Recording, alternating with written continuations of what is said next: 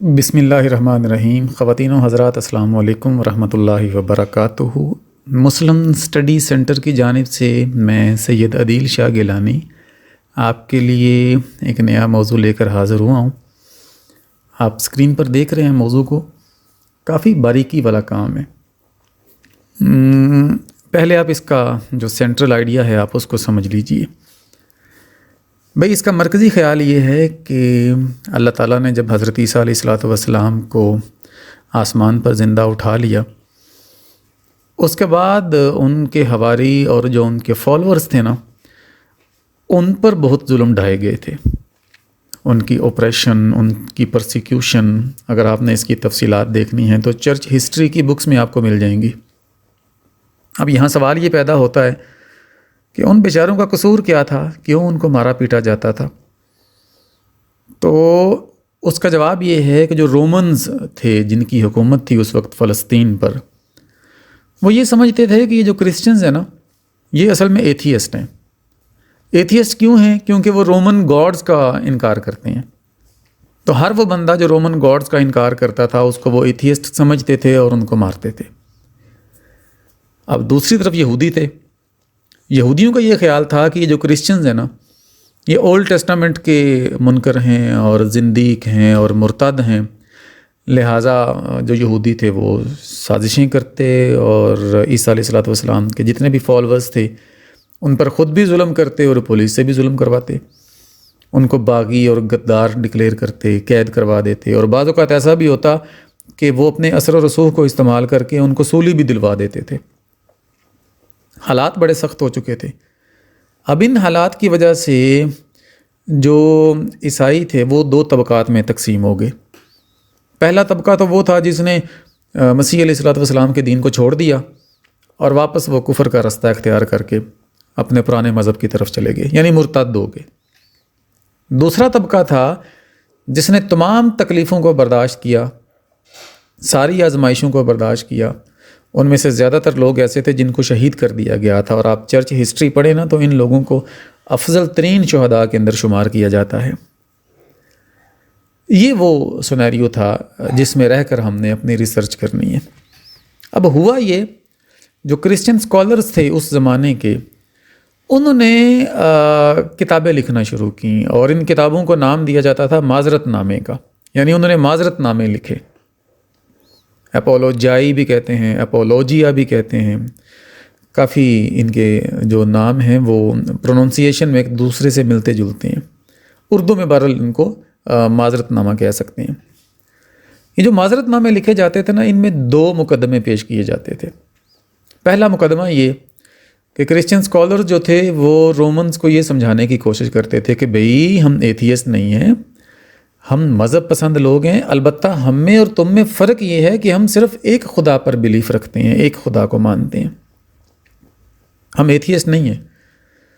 اور دوسرا مقدمہ یہودیوں کے سامنے پیش کیا جاتا تھا اور ان کو بتایا جاتا تھا کہ بھئی ہم مرتد نہیں ہیں، ہم بدعتی بھی نہیں ہیں، ہم تو عہد نامہ عتیق پر مکمل ایمان رکھتے ہیں۔ اب جب یہ دونوں مقدمے معذرت ناموں کی وجہ سے یا معذرت ناموں کے توسط سے سامنے آئے تو یہودیوں پر تو ان کا کوئی اثر نہیں ہوا، البتہ رومنز پر ان کا یہ اثر ہوا کہ انہوں نے نا مسیحیوں کے بارے میں اپنا رویہ نرم کر لیا تھا۔ پھر ہم دیکھتے ہیں کہ 325 عیسوی میں جو رومن کنگ ہے قسطنطین، اس نے عیسائیت قبول کر لی، اور اس کے بعد جو کچھ ہوا وہ تقریباً سب کو پتہ ہے۔ اب عیسائی علماء نے یہ جو معذرت نامے لکھے تھے کتابچوں کی صورت میں، ان کی ایک خاصیت یہ تھی کہ ان میں اولڈ ٹیسٹامنٹ کے بہت زیادہ اقتباسات ہیں۔ اولڈ ٹیسٹامنٹ کے ان اقتباسات کا مقصد یہ تھا کہ یہودیوں کو قائل کیا جائے اور ان کے دل میں اپنے لیے نرم گوشہ پیدا کیا جائے۔ اسی طرح یہ جو معذرت نامے ہیں ان میں یونانی ادب سے، رومن لٹریچر سے، اور اس وقت جو بھی لٹریچر چل رہا تھا اس سے کچھ ایسے اقتباسات اخذ کر کے پیش کیے گئے جن میں ایک خدا کا تصور تھا۔ مقصد صرف یہ تھا کہ رومنز کو قائل کیا جا سکے۔ اب رومنز ایک خدا کو نہیں مانتے تھے، لیکن کچھ گریک فلاسفر ایسے تھے جو ایک خدا کو مانتے تھے، اور رومن فلسفی کے اوپر اس گریک فلسفی کا اچھا خاصا اثر تھا۔ اب یہاں پر جو مسلمان اسکالر ہے کمپیریٹیو اسٹڈی آف ریلیجنس کا، اس کے لیے بڑا زبردست موقع ہے تحقیق کرنے کا۔ کرنا کیا ہے اس نے؟ پہلا کام تو یہ کرنا ہے کہ وہ ان معذرت ناموں کو جمع کرے، اور پھر یہ چیک کرے کہ جو کرسچن اسکالرز تھے انہوں نے اپنی تھیولوجی کو رومنز کے سامنے اور جیوز کے سامنے جب پیش کیا تھا ان معذرت ناموں کے ذریعے، تو وہ کیسے ایکسپلین کرتے تھے رومنز کو، یہودیوں کو کیسے ایکسپلین کرتے تھے، اپنا مقدمہ کیسے پیش کرتے تھے۔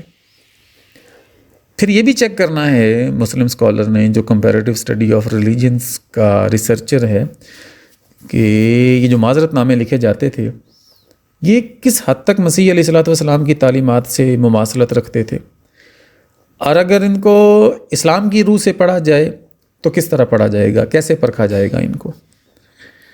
پھر جو اسکالر ہے جب وہ اس موضوع پر ریسرچ کرے گا تو وہ اس زمانے کی ہسٹری کو پڑھے گا بھی، اور پھر چھانٹی کر کے اس کو ایکسپلین بھی کرے گا۔ اچھا، یہ چیز یاد رکھیں کہ جو مظالم ڈھائے گئے تھے اس زمانے میں اور جو کچھ ہوا تھا ان کے بارے میں بھی ڈیفرنٹ اوپینینز ہیں۔ بعض لوگ تو کہتے ہیں کہ ساری گپیں ہیں، ایسا کچھ بھی نہیں ہوا تھا، عیسائیوں پر کوئی ظلم نہیں ہوا تھا، لیکن بعض لوگ کہتے ہیں کہ یہ سب کچھ سچ ہے۔ تو اس اختلاف کو بھی واضح کرنا ہے کہ کس طبقے کے یہاں پر جو دلائل ہیں وہ زیادہ مضبوط ہیں اور کس طبقے کے جو دلائل ہیں وہ کمزور ہیں۔ تو میرا خیال ہے تھیم آپ کے سامنے آ گیا ہوگا۔ آپ اگر کسی یونیورسٹی کے پروفیسر ہیں تو اپنے کسی قابل اسٹوڈنٹ کو اس کام پر لگائیں، اور آپ اگر خود اسکالر ہیں اور تھیسس کے لیے موضوع کی تلاش کر رہے ہیں تو اس کے بارے میں اپنے سپروائزر سے بات کریں اور اس کو قائل کریں۔ اگر اتفاق ہو جاتا ہے تو پھر اس ضمن میں خاکہ سازی کے حوالے سے یا تھیسس لکھنے کے دوران کسی مسئلے یا کسی کنسرن کے حوالے سے اگر مسلم اسٹڈی سینٹرز کی خدمات آپ کو درکار ہیں تو آپ رابطہ کریں، جہاں تک ہو سکا انشاءاللہ آپ کے ساتھ تعاون کیا جائے گا۔ بہت شکریہ، اللہ حافظ۔